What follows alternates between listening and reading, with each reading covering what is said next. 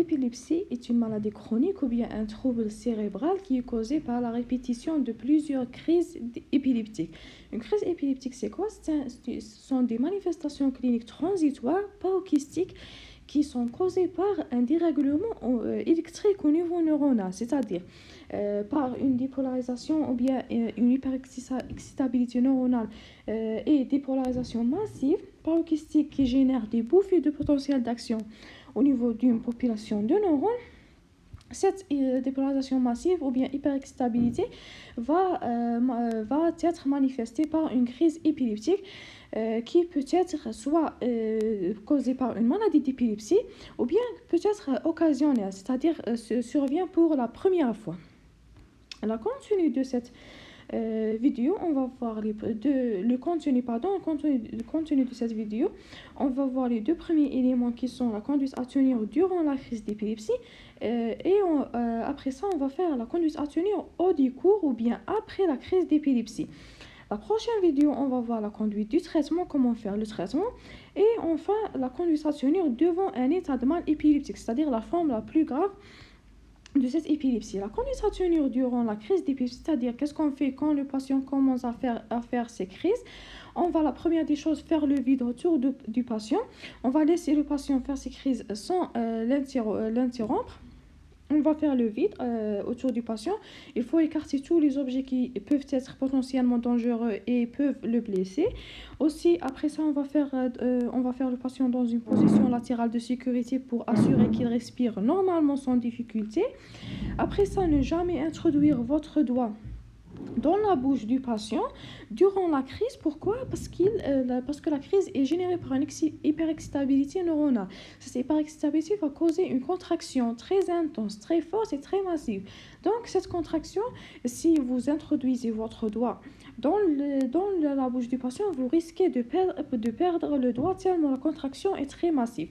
Après ça, il faut observer la crise. Si elle a duré longtemps, c'est-à-dire si la crise a duré plus de 5 minutes, donc c'est une urgence. Ou bien si on a deux crises répétitives, l'une après l'autre directement, c'est une urgence. Il faut mettre le patient dans une unité de soins intensifs parce qu'il risque de développer un état de mal épileptique.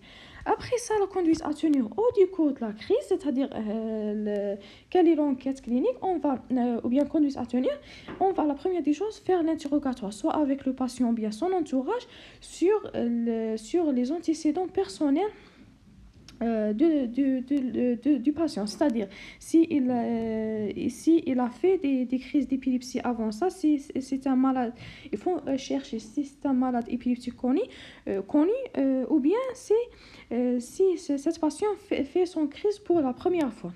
Si c'est une crise accidentelle, donc il y a une conduite différente dans chaque cas.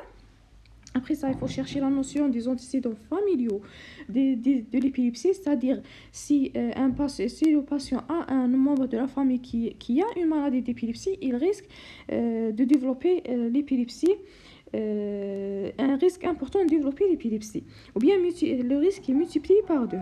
Aussi, après ça, on va chercher les circonstances de la survenue de la crise, c'est-à-dire quels sont les facteurs qui ont favorisé cette crise, c'est-à-dire soit une prise médicamenteuse ou bien un sévrage récent, c'est-à-dire si le patient a arrêté un traitement ou bien une drogue très brutalement, ou bien aussi on cherche la notion d'un traumatisme crânien récent qui peut causer la crise, bien sûr. Après ça, on va chercher la notion de déroulement de la crise, c'est-à-dire il faut savoir que si c'est une crise focale ou bien généralisée. La crise focale, comment trancher on peut trancher par la fameuse question qui est au patient, bien sûr, qu'est-ce que vous avez ressenti avant la crise.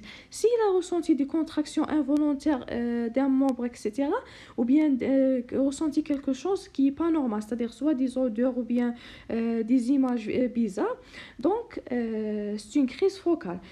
Parce que la crise focale peut être par la suite généralisée. Mais si le patient ne se souvient rien, c'est-à-dire il a une amnésie post-critique, c'est-à-dire ne se souvient rien de sa crise, donc c'est une crise généralisée.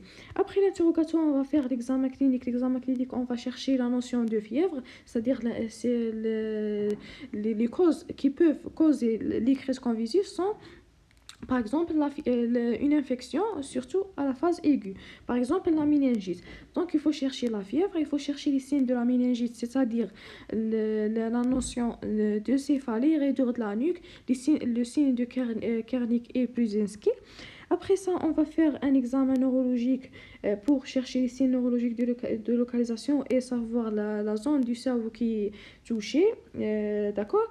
Après ça, on va chercher les signes de déficit post-critique, c'est-à-dire s'il y a un déficit neurologique localisé qui est causé après la crise. D'accord? Après ça, on va chercher la notion d'une hypertension intracrânienne parce que l'hypertension intracrânienne est un signe d'une lésion cérébrale. D'accord? Par exemple une tumeur ou bien hématome. Donc, et pour chercher l'hypertension intracrânienne, il suffit de faire le fond d'œil qui est très évocatrice. Après ça, on va chercher la notion d'une hypertension artérielle majeure parce que la crise va causer une hypertension artérielle, mais elle risque d'être majeure et il faut la corriger. Après ça, on va chercher les signes de déshydratation, c'est-à-dire aussi sont causés par la crise. Donc, il faut chercher s'il y a des signes de déshydratation, il faut les corriger. Après ça, après l'examen clinique, on va faire l'examen complémentaire qui est l'examen biologique, les examens biologiques et radiologiques. Les examens biologiques consistent à faire un biologique complet, incluant l'FNS, les plaquettes, un ionogramme sanguin pour chercher si la cause est une anémie ou bien une infection récente. Aussi, il faut chercher il faut faire l'ionogramme sanguin pour chercher s'il y a une hyponatrémie et qui peut causer une crise convulsive, bien sûr. Aussi, il faut chercher l'urée, la créatinémie. Aussi, il faut chercher...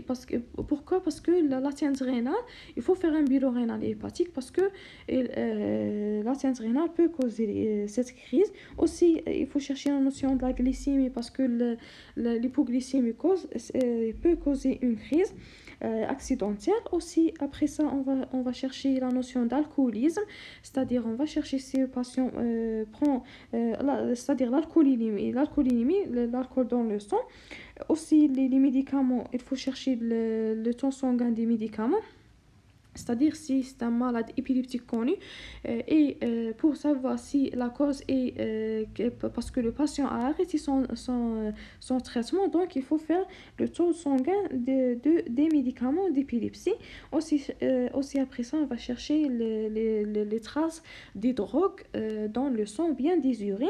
Si on a trouvé à l'examen clinique de la fièvre, donc il faut penser à une infection, il faut faire l'hémoculture, l'hémoculture pour isoler le germe en cause. Et après ça aussi, on peut faire la ponction lombaire pour isoler le germe au niveau de liquide céphalo-rachidien. Mais attention, ne jamais faire la ponction lombaire sauf si le scanner est normal parce qu'il y a un risque d'engagement. Après ça, les examens radiologiques consistent à faire un scanner cérébral systématiquement. Après une crise d'épilepsie, il faut faire le scanner, mais le scanner n'est pas évocatrice, surtout après la première fois. Donc, il faut faire un deuxième scanner 3 mois après pour confirmer qu'il n'y a pas une lésion cérébrale. Aussi, on peut faire l'IRM pour voir très bien, qui est plus évocatrice que le scanner, bien sûr. Donc, on va voir très bien la lésion cérébrale. Aussi, après ça, l'examen clé de l'épilepsie, c'est l'EEG, bien sûr. L'EEG consiste à enregistrer l'activité électrique du cerveau, d'accord? Donc, le G normal va être comme ça, mais s'il y a une crise, les crises d'épilepsie vont se manifester par des ondes, c'est-à-dire des ondes plus amples à l'EEG qui peuvent être distinctes, comme vous voyez dans l'image, sous forme de ondes anormaux. Soit si la crise est focale, c'est-à-dire partielle, donc on va voir les ondes uniquement dans une région de l'EEG, mais si l'épilepsie est généralisée, donc on va voir les ondes, ces ondes amples dans toutes les dérivations de l'EEG. Après ça, les ondes peuvent être comme ça, c'est-à-dire sous forme de pointe, polypointe, pointe onde ou bien polypointe onde. Après le diagnostic, il faut mettre en jeu le traitement adéquat qu'on va le voir dans la prochaine vidéo.